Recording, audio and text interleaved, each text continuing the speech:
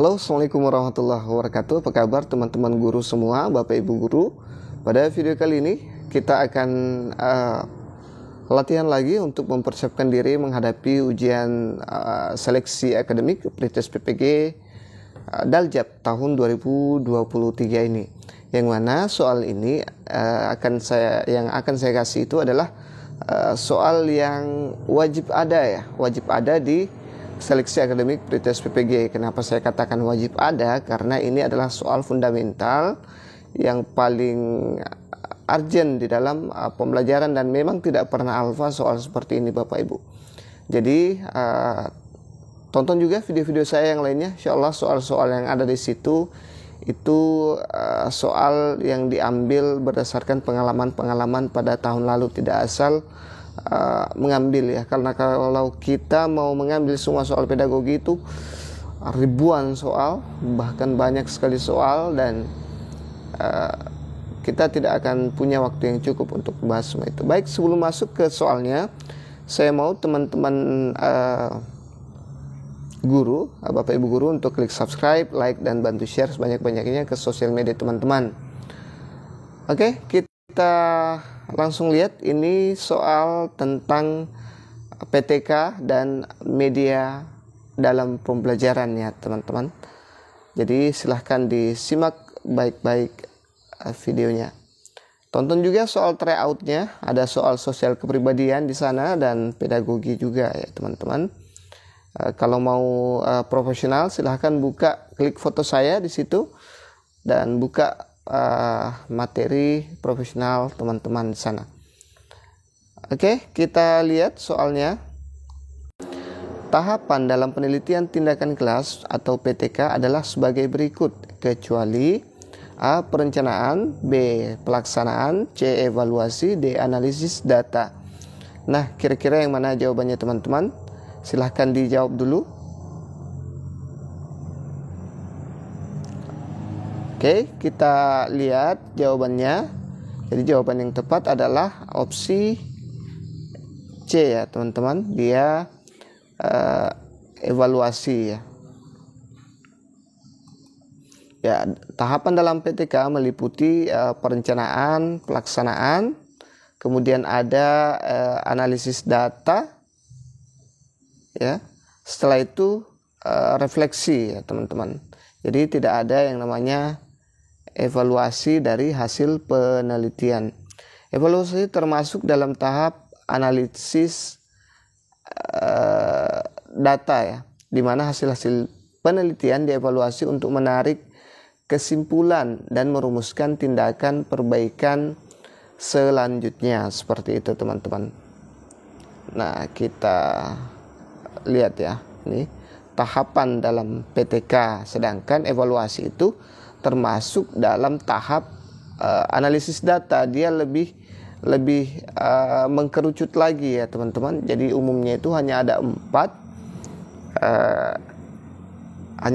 tahapan ya dalam PTK yang perlu dipahami, dan evaluasi itu berada di tahap analisis data ya. Seperti itu teman-teman. Nanti kalau sudah mendapatkan hasil evaluasi dari analisis data, hasilnya nanti bisa ditarik kesimpulan apakah PTK-nya sudah berhasil atau belum, atau sudah ada kemajuan. Kalau belum ada kemajuan, mungkin kita bisa menambah siklus lagi ya teman-teman. Karena di PTK itu umumnya adalah 3 siklus ya. Kalau misalnya mau menambah atau dari hasil evaluasi data dan di analisis data itu tidak bisa atau belum ada kemajuan sama sekali, kita bisa menambah menjadi 4 siklus ya teman-teman, seperti itu. Oke. Nah, ini ada tindakan selanjutnya, merumuskan tindakan perbaikan selanjutnya kalau misalnya belum ada kemajuan dalam PTK itu sendiri ya, seperti itu. Nanti setelah itu baru kita lakukan refleksi ya teman-teman. Baik, kita lanjut ke soal berikutnya, masih terkait dengan PTK. Jangan lupa subscribe, like, dan bantu share sebanyak-banyaknya biar saya makin semangat ya. Saya doakan semua lulus di pretest PPG Daljab tahun ini, khususnya subscriber saya yang suka like dan share kemana-mana. Manfaat dari penelitian tindakan kelas atau PTK adalah sebagai berikut. Kecuali A. Meningkatkan kualitas pembelajaran, B. Meningkatkan kompetensi guru, C. Menambah beban kerja guru, D. Menghasilkan pengetahuan baru dalam bidang pendidikan. Nah, yang mana kira-kira di sini yang termasuk manfaat dari penelitian tindakan kelas ya? Ada kata kecuali, jadi hati-hati. Oke, saya yakin teman-teman sudah mengunci jawabannya. Kita lihat jawaban yang tepat. Jadi jawaban yang tepat adalah opsi C ya. Jadi hati-hati, ada kata kecuali. Ini bisa menjebak teman-teman semua. Kita lihat pembahasannya, ini dia. PTK sebenarnya membantu guru dalam memahami dan meningkatkan kualitas pembelajaran serta kompetensinya.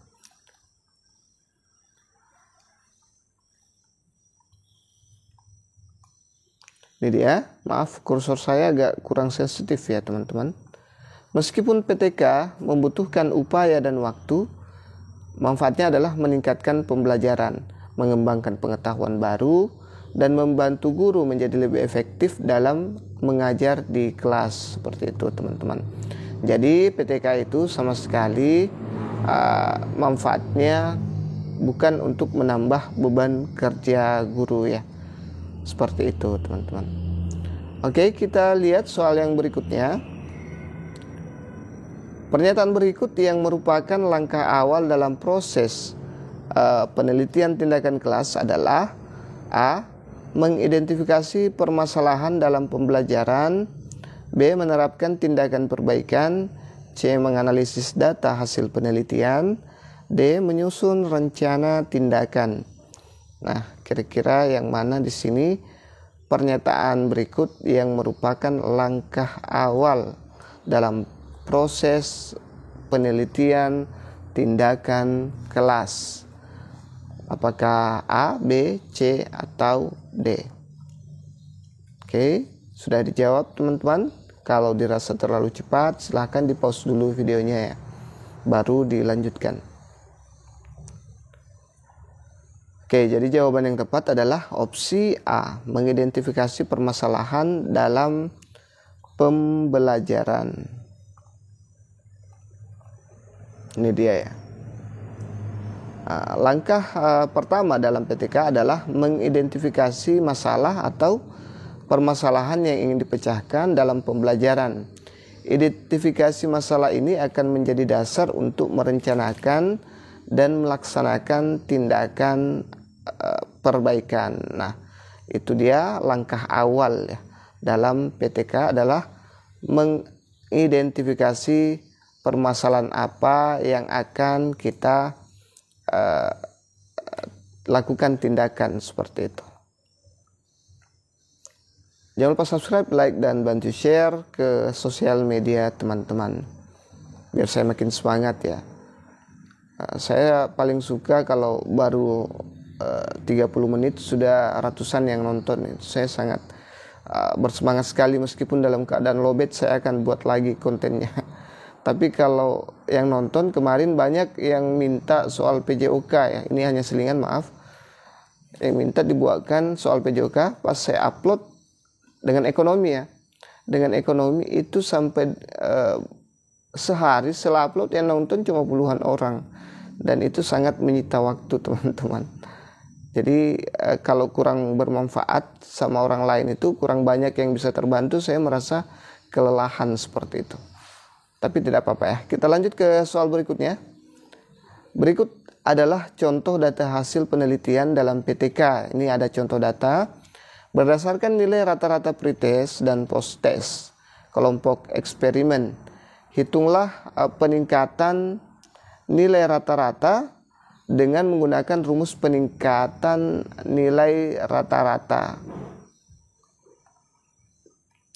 Pretest ini ada 60, 70, kemudian 65, 80, 75. Post test ada 80, 85, 70, 90, 75. Berarti bagus ya peningkatannya dari pretest ke post test. Yang aneh itu kalau ininya yang pretest dan ininya yang post test atau malah sama ya antara nilai pretest dan post test. Itu artinya tidak ada peningkatan sama sekali. Lebih parah lagi kalau terbalik antara pretest dengan post test. Kalau ini bagus ya teman-teman, bagus. Kita lihat opsinya A10, B12, C15, D20 ya. Itulah peningkatan nilai rata-rata ya. Peningkatan nilai rata-rata dengan menggunakan rumus peningkatan. Seperti itu. Coba teman-teman jawab dulu ya.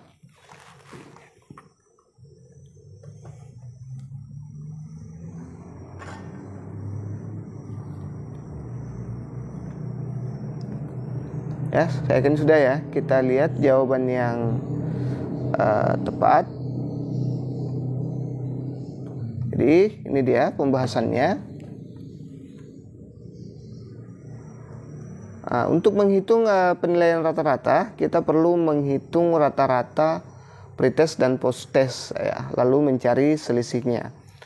Ini ada rata-rata pretest 60 tambah 70 tambah 65 tambah 80 tambah 75 dibagi 5 ya. Itu untuk mencari rata-rata. Sama dengan 70. Kemudian rata-rata post test 80 tambah 85 tambah 70 tambah 90 tambah 75 dibagi 5 sama dengan 80. Peningkatan nilai rata-rata post test dan rata-rata pretest, peningkatan nilai rata-rata 80 dikurang 70 ya. Jadi post test dikurangi dengan rata-rata post test dikurangi dengan rata-rata pretest ya. Jadi nilainya atau hasilnya sama dengan 10. Jadi jawaban yang tepat adalah opsi 10. Saya kira sangat jelas ya teman-teman, dan ini sangatlah mudah dipahami ya, meskipun kita bukan orang matematika. Oke, kita lanjut ke soal berikutnya. Jangan lupa subscribe ya teman-teman. Like juga itu penting sekali untuk saya. Siklus berulang dari perencanaan, tindakan, observasi, dan refleksi dalam PTK bertujuan untuk A. Meningkatkan kesulitan tugas siswa, B. Meningkatkan efisiensi guru dalam mengajar, C. Memastikan kepatuhan siswa terhadap aturan sekolah, D. Meningkatkan kualitas pembelajaran secara berkesinambungan. Nah, siklus berulang dari perencanaan, tindakan, observasi, dan refleksi dalam PTK itu bertujuan untuk apa? Apakah meningkatkan tingkat kesulitan tugas siswa, ataukah B. Meningkatkan efisiensi guru dalam mengajar, atau C. Memastikan kepatuhan siswa terhadap aturan sekolah, atau malah D. Meningkatkan kualitas pembelajaran secara berkesinambungan. Oke, saya yakin teman-teman sudah kunci jawabannya. Kita lihat jawaban yang tepat. Jadi jawaban yang tepat ada di opsi D, yaitu meningkatkan kualitas pembelajaran secara berkesinambungan. Kita lihat pembahasannya. Tujuan utama dari penelitian tindakan kelas atau PTK adalah untuk meningkatkan kualitas pembelajaran di kelas melalui tindakan atau intervensi tertentu yang dilakukan oleh guru. Langkah awal dalam proses penelitian tindakan kelas adalah membuat rencana tindakan. Dalam tahap ini, guru akan merencanakan tindakan atau intervensi yang akan dilakukan untuk meningkatkan pembelajaran di kelas. Siklus berulang dari perencanaan, tindakan, observasi, dan refleksi dalam PTK bertujuan untuk meningkatkan kualitas pembelajaran. Ini dia. Secara berkesinambungan. Guru akan merencanakan tindakan, melaksanakannya, mengamati hasilnya, dan merefleksikan kembali prosesnya untuk menentukan langkah selanjutnya yang perlu diambil dalam upaya perbaikan. Oke, kalau teman-teman merasa belum terlalu masuk, belum terlalu paham, bisa di pause videonya baru dibaca lagi penjelasannya. Baik, kita lanjut ke soal berikutnya. Ini sudah masuk di media pembelajaran ya teman-teman. Jadi ini juga soal yang tidak pernah alfa di media pembelajaran. Di pretest PPG maksud saya. Oke, kita lihat. Perencanaan pembelajaran harus dilakukan oleh guru sebelum pelaksanaan pembelajaran dengan mempertimbangkan materi, proses, sumber belajar, dan juga media pembelajaran. Apabila ada guru yang akan mengajar senam di sekolah yang terletak di daerah pinggiran, tidak ada internet, belum memiliki proyektor, media apa yang tepat digunakan oleh guru tersebut adalah A. Video, B. Gambar, C. Guru dan siswa, guru atau siswa, D. Boneka peraga, E. Modul. Nah, kira-kira yang mana nih jawabannya teman-teman? Ini agak hots ya, agak panjang soalnya dan agak susah menentukan jawaban.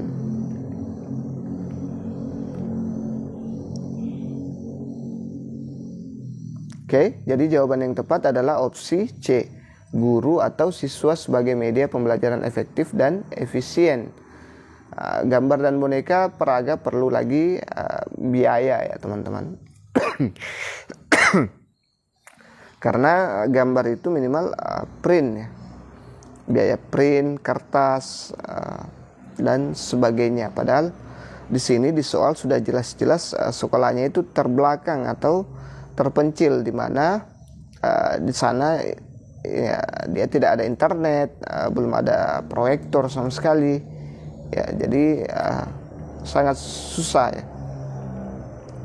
Nah, kita lihat pembahasannya. Tujuan instruksional ya, media hendaknya dipilih yang dapat menunjang pencapaian tujuan instruksional yang telah ditetapkan sebelumnya. Mungkin ada sejumlah alternatif media yang dianggap cocok untuk tujuan-tujuan itu. Sedapat mungkin pilihlah yang paling cocok. Kecocokan banyak ditentukan oleh kesesuaian karakteristik tujuan dan karakteristik media pembelajaran yang akan dipakai. Selanjutnya ada keefektifan ya. Ini dari beberapa alternatif media yang sudah dipilih, mana yang dianggap paling efektif ya, atau tepat guna untuk mencari tujuan yang telah ditetapkan.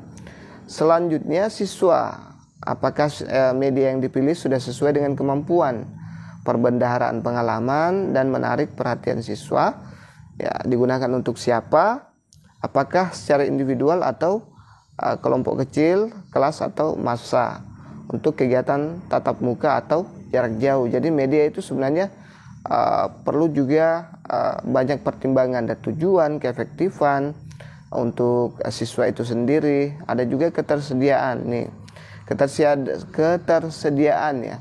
Apakah media yang diperlukan itu sudah tersedia? Kalau belum, apakah media itu dapat diperoleh dengan mudah? Nah, untuk tersedianya media dan beberapa alternatif yang dapat diambil yaitu membuat sendiri, membuat bersama-sama siswa, meminjam, menyewa, membeli, dan mungkin dapat dropping dari pemerintah. Selanjutnya biaya pengadaan. Nah, ini juga penting dalam pembuatan media pembelajarannya. Perlu diperhatikan. Bila memerlukan biaya untuk pengadaan media, apakah tersedia biaya untuk itu? Nah, jangan sampai tadi kasus ini dia tidak punya biaya ya, karena sekolahnya terpencil dan sebagainya. Ya, makanya digunakanlah siswa atau guru yang jadi media, karena di situ hanya senam. Bisa mungkin guru yang mempraktekkan langsung senam itu kalau memang tidak ada siswa, seperti itu. Selanjutnya, apakah yang dikeluarkan itu seimbang dengan manfaat dan hasil penggunaannya, jadi tidak terjadi pemborosan. Adakah media lain yang mungkin lebih murah tetapi memiliki keefektifan setara? Nah, itu dia ya. Jadi hindari pemborosan biaya dalam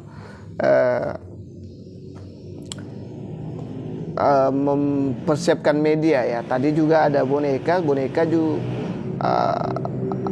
boneka atau gambar itu sebenarnya bisa, tapi ada yang lebih efisien, yang lebih hemat, lebih efektif lagi kalau diperagakan langsung senam itu oleh guru atau siswa, teman-teman.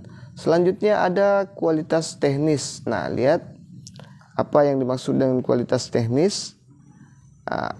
Apakah media yang dipilih itu kualitasnya baik ya? Jika menggunakan media gambar misalnya, apakah memenuhi syarat sebagai media pembelajaran? Bagaimana keadaan daya tahan media yang dipilih itu? Nah, usahakan dalam menyiapkan media itu tidak hanya sekali pakai ya, bisa dipakai bertahun-tahun.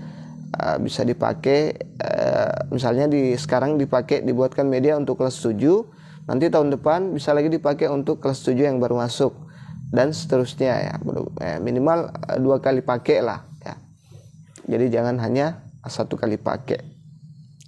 Menurut Degeng, DKK 1993, pemilihan dan penggunaan sumber belajar haruslah didasarkan pada hal-hal berikut ini. 1. Analisis karakteristik siswa. 2. Adanya tujuan dan isi instruksional. 3. Adanya strategi pengorganisasian pembelajaran. 4. Adanya strategi penyampaian. 5. Adanya strategi pengelolaan pembelajaran. 6. Adanya pengembangan prosedur pengukuran hasil pembelajaran. Itulah 6 hal-hal yang perlu untuk diperhatikan dalam pemilihan dan penggunaan sumber belajar menurut Degeng dan kawan-kawannya ya. Oke, kita lanjut ke soal berikutnya. Jangan lupa subscribe, like, dan bantu share sebanyak-banyaknya. Video pembelajaran yang memuat langkah-langkah guling depan akan memudahkan guru dalam pembelajaran senam karena video memiliki sifat A. Tingkat kerealistisan yang tinggi, B. Kemampuan manipulasi ruang, C. Kemampuan manipulasi waktu, D. Representasinya hampir nyata, E. Semua jawaban benar. Nah, kira-kira yang mana jawabannya teman-teman? Silahkan dijawab dulu. Kalau dirasa terlalu cepat, silahkan di pause videonya. Kita lihat jawabannya. Jadi jawaban yang tepat adalah opsi apa kira-kira teman-teman? Oke, saya bacakan dulu ya, biar lebih enak. Sengaja saya tidak kasih dulu biar teman-teman perhatikan. Nah, ini dia ya. Kenapa video pembelajaran itu lebih bagus ya dibanding media-media yang lain. Oke, sebagai salah satu bentuk media audiovisual, video memiliki tingkat kerealistisan yang tinggi. Coba ingat kembali teori pengalaman belajar dari Edgar Dale. Nah, ini Edgar Dale, saya yakin orang-orang pendidikan pasti kenal ini ya. Kecuali yang beli ijazah itu tidak kenal sama Edgar Dale. Video merepresentasikan suatu peristiwa secara hampir nyata karena setidaknya memberikan pengalaman visual dan auditorial ya. Saya menduga akan banyak guru yang lebih tertarik menggunakan media video untuk membantu pembelajaran mereka ketimbang jenis media lain karena kerealistisannya. Namun sesungguhnya video memiliki ciri unik melebihi dari sekedar bisa dilihat dan didengar. Ciri unik video menurut Heinisch, Molenda, dan Russell tahun 2002 adalah kemampuan video dalam memanipulasi perspektif ruang dan waktu. Manipulasi di sini artinya rekayasa suatu objek atau kejadian atau peristiwa dengan cara mengubah atau menambah atau mengurangi, memperbesar atau memperkecil, menghilangkan atau sebagian atau keseluruhannya sesuatu tersebut. Memanipulasi ruang dan waktu ini bagi industri film adalah berkah karena film dapat dibuat dengan cara-cara yang dramatik dan kreatif. Bagi guru, manipulasi ruang dan waktu dapat berperan penting dalam pembelajaran. Nah, kira-kira yang mana di sini teman-teman? Jawaban yang tepat dari penjelasan saya yang tadi. Silahkan tulis jawabannya di komentar. Ramaikan komentar saya teman-teman. Insya Allah saya tunggu komentar teman-teman di kolom komentar. Selamat menjawab di kolom komentar teman-teman. Saya yakin kalau teman-teman sudah menyimak ini, langsung bisa dikunci jawabannya. Baik, itu saja dulu yang sempat saya share pada hari ini. Mudah-mudahan besok sampai hari H teman-teman ujian saya masih bisa memberikan materi-materi atau soal-soal yang langganan dengan pretest PPG lainnya. Oke, Assalamualaikum warahmatullahi wabarakatuh. Sampai ketemu di video selanjutnya.